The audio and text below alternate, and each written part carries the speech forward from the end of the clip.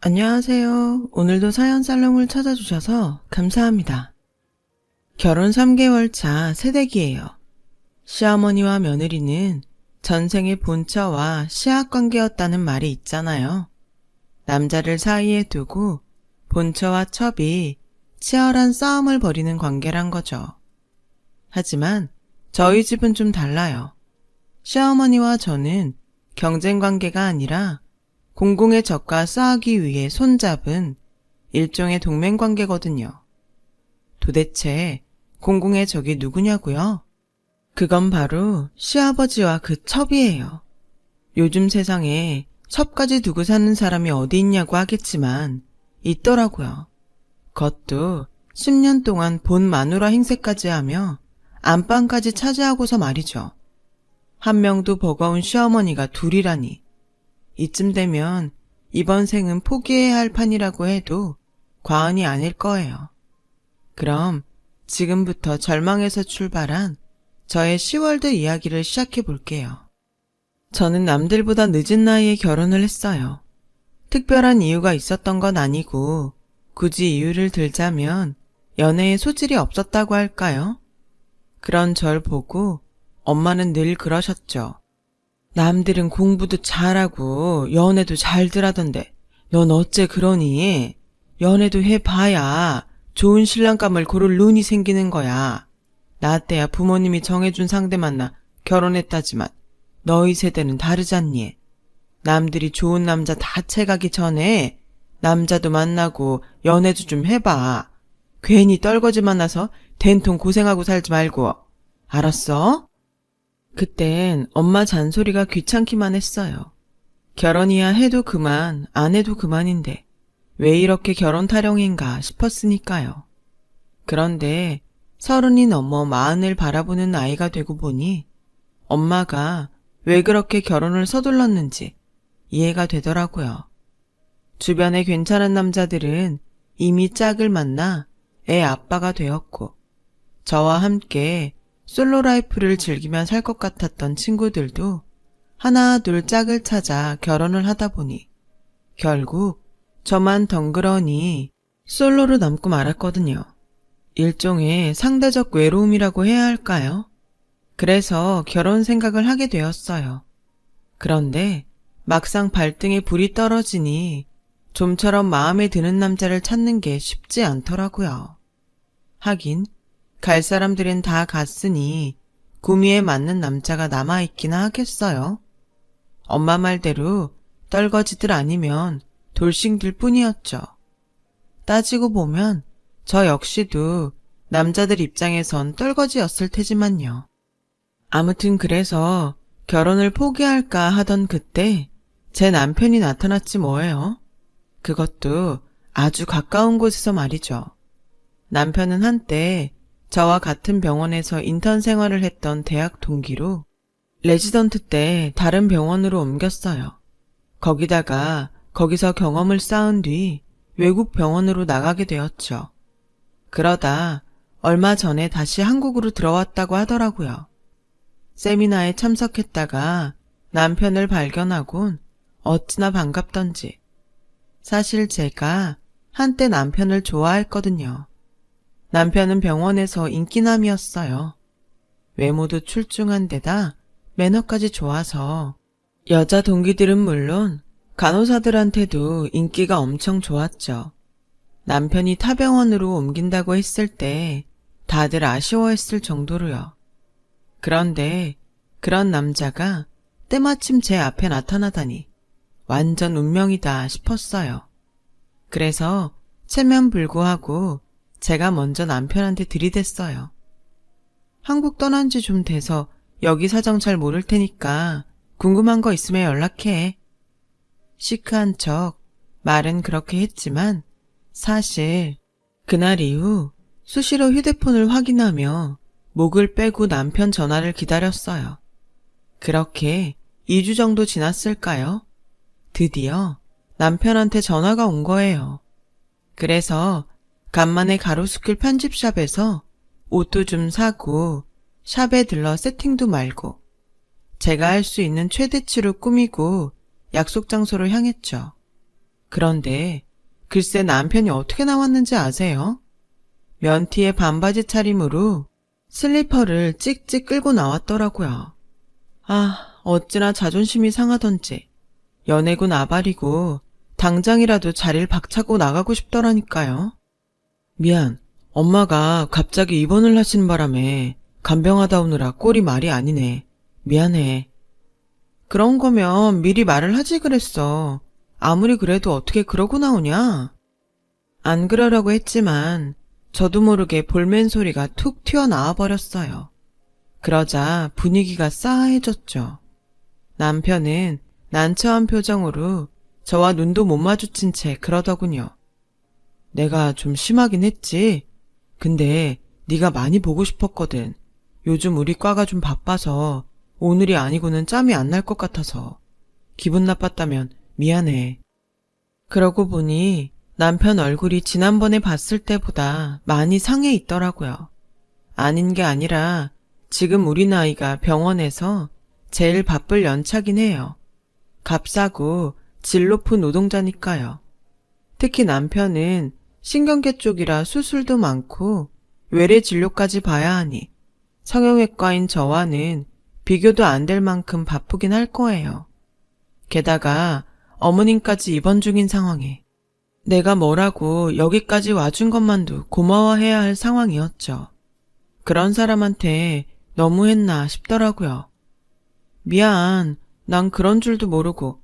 근데 어머님은 많이 편찮으셔? 괜히 나 때문에 병원에 혼자 두고 나온 거 아니야? 그래서 말인데 괜찮으면 나랑 잠깐 병원에 들르지 않을래? 엄마가 너 보고 싶어 하시거든. 어머님이 나를? 사귀는 사이도 아니고 6년 만에 다시 만난 동기 어머님을 뵈러 가려니 기분이 좀 묘했어요. 그래서 망설이고 있는데 남편이 글쎄 제 손을 잡곤 차에 태우지 뭐예요. 그렇게 전 여사친 상태로 시어머니를 만나게 되었고 그날 이후 종종 어머님 면회를 가면서 가까워지게 됐어요. 남편과도 전보다 많이 가까워졌고요. 어머님은 어릴 때 수두를 앓고 얼굴이 많이 얼근 상태라서 사람들을 만나길 꺼려하신다고 했어요. 그런데도 저에게만큼은 당신 얼굴을 감추지 않고 보여주셨죠. 이상하네요. 성형외과 의사라 그런가 이 흉한 얼굴을 보이는데도 하나도 창피하지가 않네요. 어머님은 수줍게 웃으시며 그러셨어요. 그런데 돌이켜 생각해보면 어쩌면 이미 그때부터 어머님과 저는 서로가 자신의 며느리 그리고 시어머니가 될 줄 알았던 건지도 모르겠어요.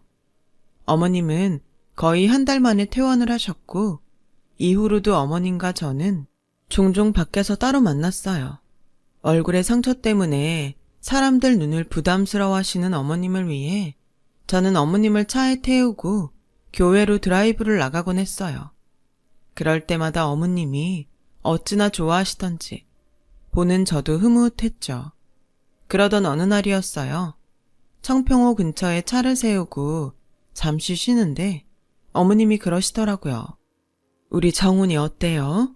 내가 너무 앞서간다 그럴지 모르지만 내 보기엔 두 사람이 잘 어울리는 것 같은데 혹시 만나볼 생각 있어요? 글쎄요. 그게 어디 제 마음대로 되나요? 정훈이 생각도 있는데. 그런 거라면 걱정 말아요. 지금껏 한 번도 허튼 짓 한 적 없는 애예요. 그런 애가 아무 생각 없이 엄마한테 여자를 보여줬을까? 지도 생각이 있어서 그랬을 거예요.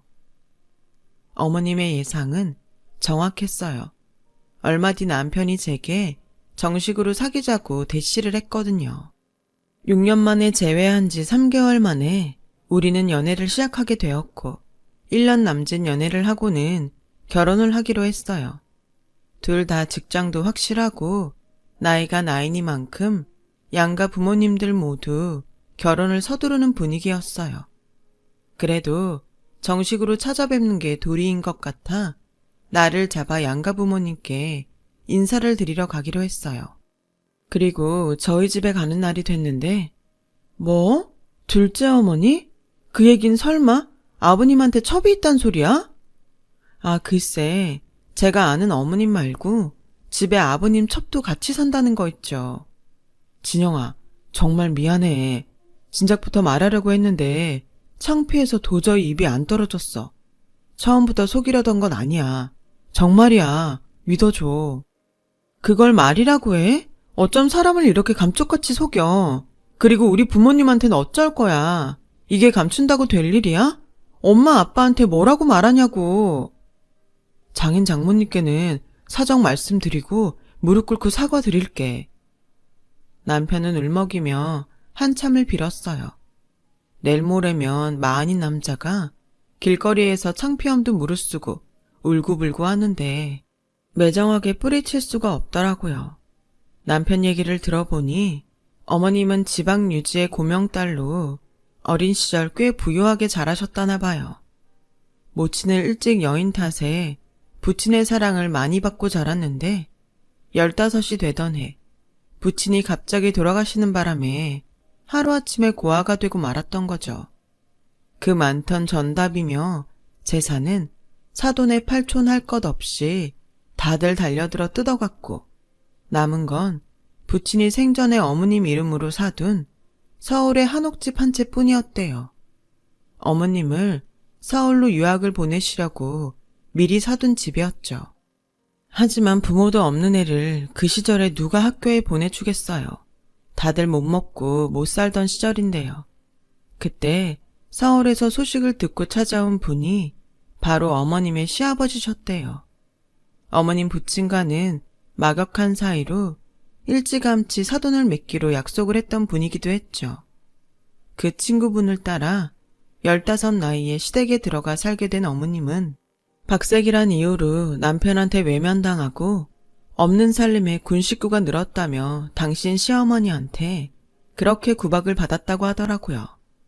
당시 부친의 친구분은 전국을 떠돌며 토목공사를 하던 분이라서 집을 비우는 날이 많았고 그래서 어머님은 학교도 못 간 채 그 집에서 식모처럼 살았던 모양이에요.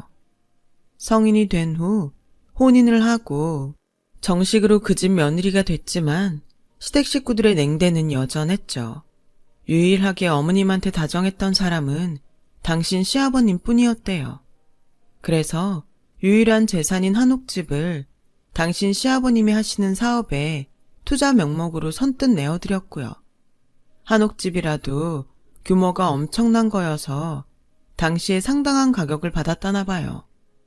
며느리 돈으로 남편 사업도 힘을 받자 구박하던 시어머니도 며느리를 아껴주기 시작했는데 하필이면 그때 두 분이 연이어 세상을 떠나시면서 또다시 어머님한테 시련이 닥쳤지 뭐예요. 아버님의 외도가 시작된 거죠. 본부인이 버젓이 집에 있는데도 밖에서 여자들을 만나고 다니기 일쑤였고 그러다 10년 전부터 지금의 둘째 부인을 아예 집에 데리고 들어와 함께 살기 시작했다고 하더라고요. 어머님이 아들을 생각해서라도 제발 집에는 들이지 말아달라고 그렇게 빌었는데도 들은 척도 안 하고 말이죠. 그리곤 어머님을 문간방으로 내쫓고 안방을 첩에게 내어주셨대요. 너도 생각을 해봐라. 내가 네 얼굴 보고도 안고 잘 맛이 나겠냐?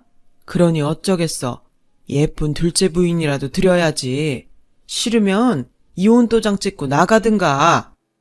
먹긴 놈이 성낸다고 아버님은 오히려 이혼하자고 큰 소리를 치며 어머님을 괴롭혔고 그런 모습을 보다 못한 제 남편이 어머님한테 차라리 당장 이혼하고 자기랑 둘이 나가 살자고 했다더라고요. 그래서 저희 병원에서 인턴을 마치자마자 타 지역 병원으로 가서 레지던트 과정을 밟은 거였더라고요. 사실 그때 많이 망설였어. 내가 너한테 고백을 하려고 반지까지 준비했던 참이었는데 집안일이 그렇게 되는 바람에 말도 못하고 떠날 수밖에 없었어. 안 그랬으면 진작 결혼을 했을 텐데. 남편 얘기를 듣고 상황 파악은 됐지만 저조차도 납득이 안 가는데 어떻게 우리 부모님을 설득해야 할지 정말 고민이 됐어요. 그래도 어쩌겠어요. 일단 어떻게 되든 부딪혀는 봐야죠. 그래서 일단 저희 집으로 갔어요.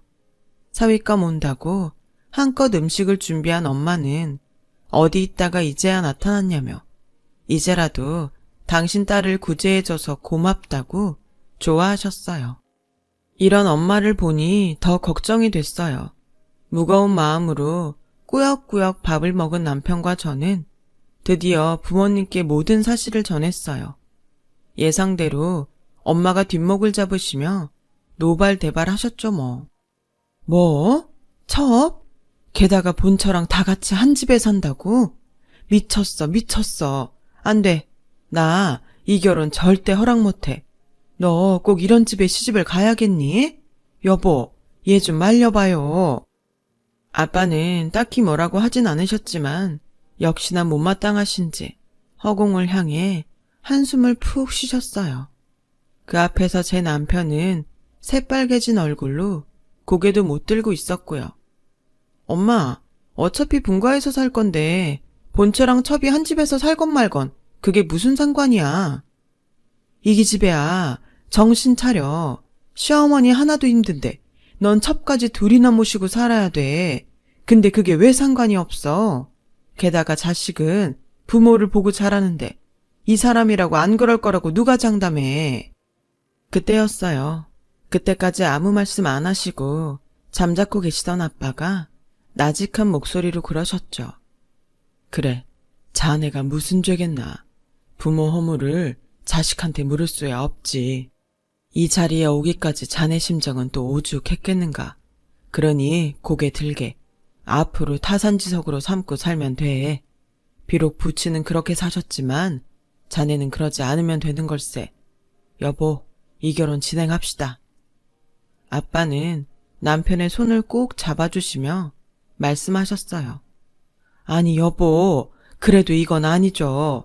안 싸더니 버젓이 살아있는데 첩을 집에 들이는 게 말이 돼요? 난 남 탓스러워서 싫어요. 이럴 바엔 시집 안 보내고 말지. 엄마는 아예 등을 돌리고 앉으셨고 아빠는 그런 엄마를 달래셨어요. 우리 딸이 고른 남자야. 부모가 돼서 자기 자식 안목도 못 믿으면 쓰나. 그러니 기분 풀고 좋은 마음으로 애들 결혼 축복해 줍시다. 결국 엄마는 아빠의 뜻에 따라 결혼 승낙을 해주셨고 남편은 가시방석에 앉아있다가 집으로 돌아갔어요.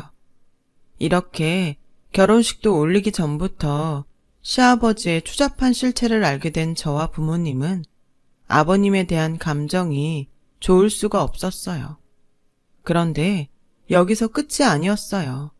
시간은 흘러 상견례 날이었어요. 일찍 도착한 우리 식구는 예약한 룸에서 시댁 식구를 기다리고 있었어요. 그런데 잠시 뒤 룸 안으로 아버님을 따라 둘째 어머니가 들어오지 뭐예요. 저희 부모님은 아직 시어머니 얼굴을 본 적이 없으셔서 당연히 이분이 시어머니일 거라고 생각하셨죠. 아들애는 병원에서 바로 온다고 해서 우리 부부만 따라왔습니다. 둘째 어머니는 간드러지는 목소리로 상황을 설명했어요. 전 밖으로 나가서 남편한테 전화를 했죠. 둘째 어머니가 와 있다고요. 그랬더니 남편이 침착한 목소리로 알겠다고 하더라고요.